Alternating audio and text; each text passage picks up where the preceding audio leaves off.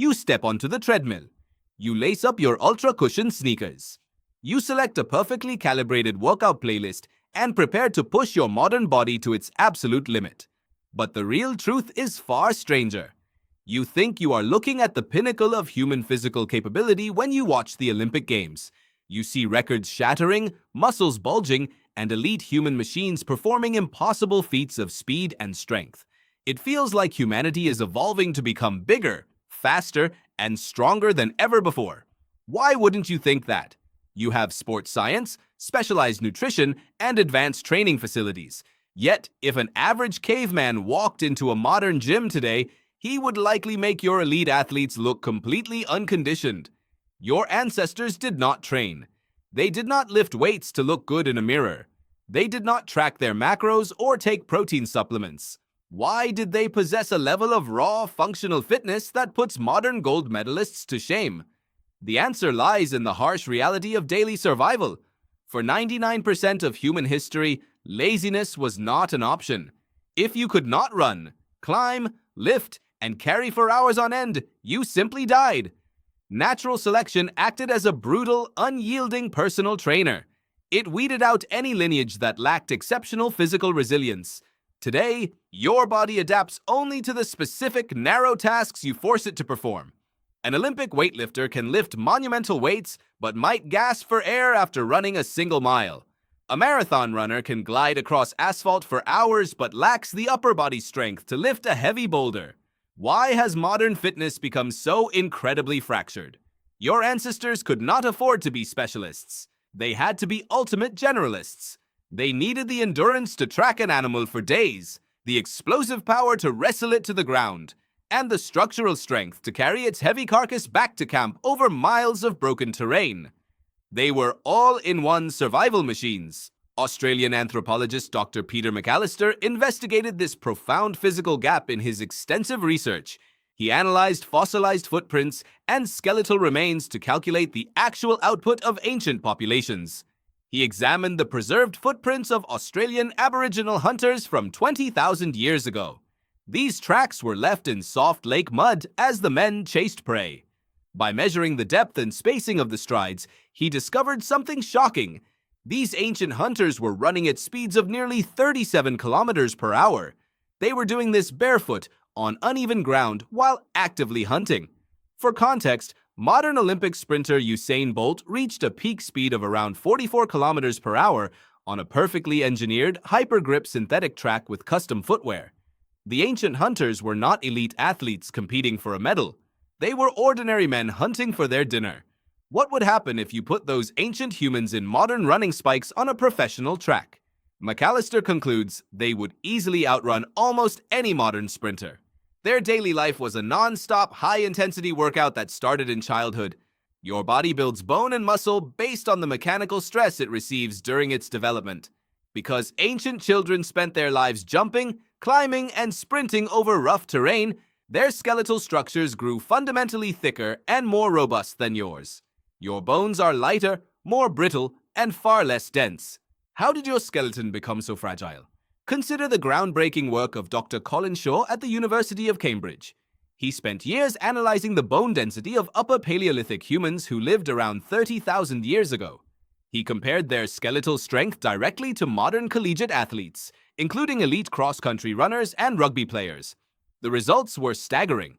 The leg bone strength of an average ancient hunter-gatherer did not just match the modern athletes, it vastly exceeded them.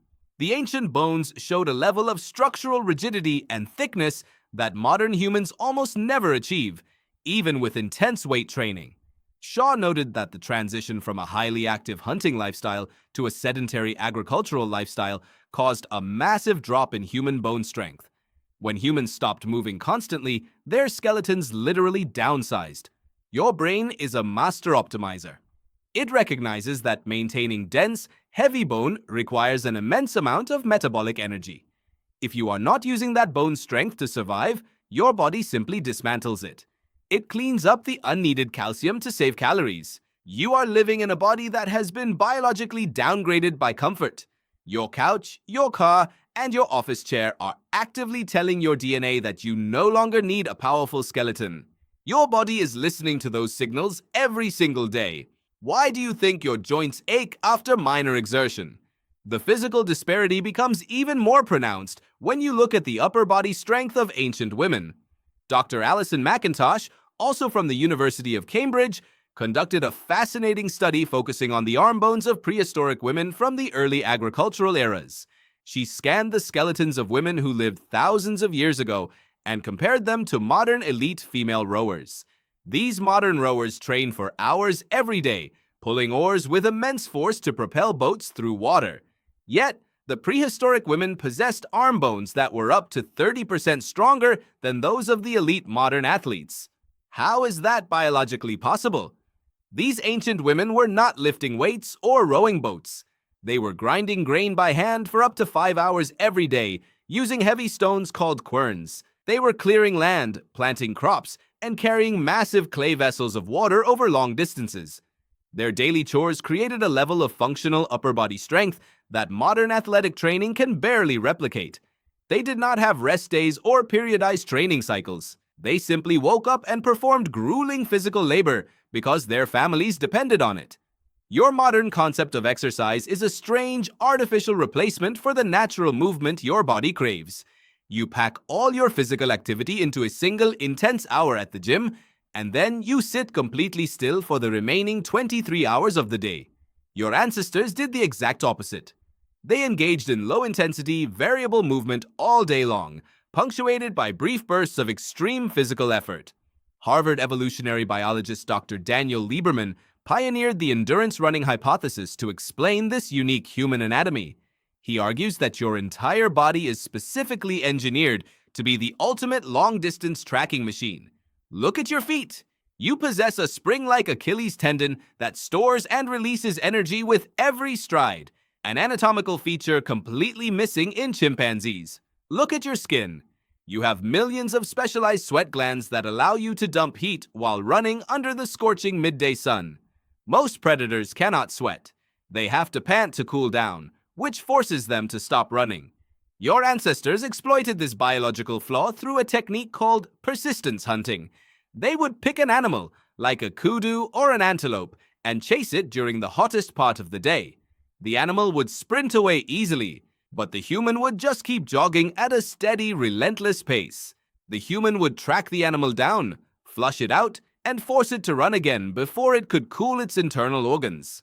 After several hours of this relentless pursuit, the animal's core temperature would rise to lethal levels. It would collapse from heat stroke, completely paralyzed by its own metabolic heat. The human would then walk up and finish the hunt without a fight. This required an unbelievable level of aerobic endurance and mental fortitude. Could you jog for 5 hours through a desert without a water bottle or GPS? Your ancestors did it regularly. They were built for the long game. This incredible evolutionary fitness comes with a modern cost. Because your body evolved to thrive on constant varied movement, it completely breaks down when you remove that stimulus. The modern diseases that plague society today are almost all related to this evolutionary mismatch. Your heart, your lungs, and your metabolic systems expect a high volume of daily movement to function correctly. When you sit still, your blood circulation slows down, your muscles stop absorbing glucose efficiently, and your cardiovascular health plummets. Your body interprets this lack of movement as a sign of famine or sickness. It begins to store fat aggressively because it assumes you are unable to hunt. You are fighting against millions of years of evolutionary programming every time you try to stay lean in a sedentary world.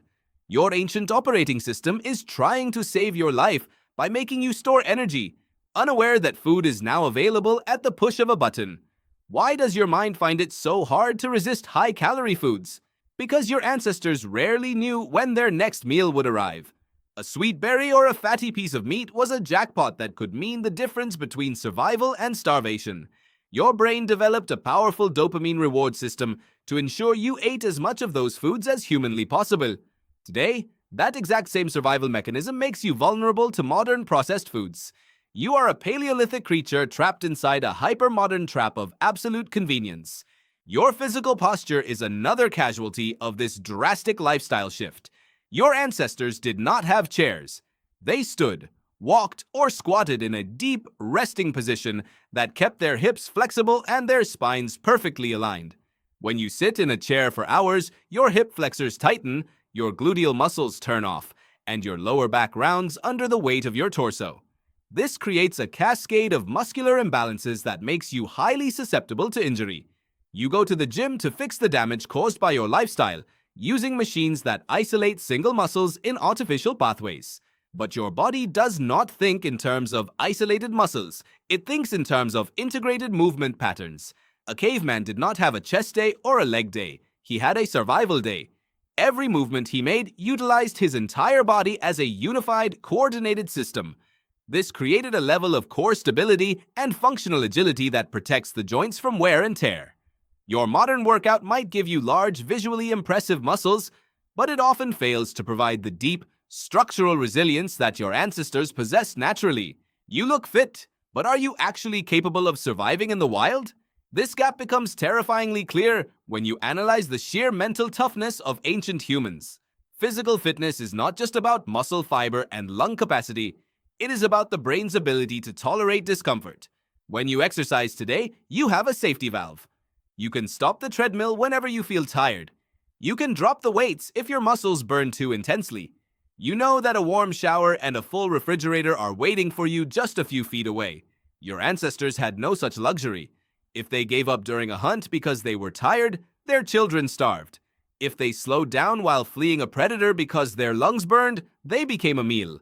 Their brains were calibrated to push far past the modern threshold of exhaustion. They operated in a psychological zone where discomfort was completely normalized. What you consider an extreme physical emergency, they considered a Tuesday afternoon. Your modern brain has become hypersensitive to physical stress because it rarely experiences true life-or-death exertion. You mistake comfort for safety, and in doing so, you let your true physical potential wither away. You step off the treadmill. You unlace your ultra-cushioned sneakers. You turn off your perfectly calibrated workout playlist and realize that your modern fitness routine is just a shadow of your true biological inheritance. You are the direct descendant of the most formidable athletes to ever walk the earth. Their blood runs through your veins, and their genetic blueprint is still coded inside your cells. You do not need to hunt mammoths or grind grain for hours to reclaim this heritage, but you do need to move. You need to challenge your body with variety, embrace discomfort, and remember what your physical form was actually designed to do. You are not meant to be a static observer in a cushioned world. The next time you find an exercise session difficult, do not look for an easy way out. Do not complain about the burning in your muscles or the sweat in your eyes. Honor the ancient hunter who gave you those lungs, those legs, and that resilient heart. Your body is not a machine to be pampered in a gym. It is a masterpiece of evolutionary survival waiting to be awakened. You step onto the treadmill, but you are no longer just trying to burn a few calories after a long day at the office. You are an ancient hunter keeping the flame of your true human potential alive.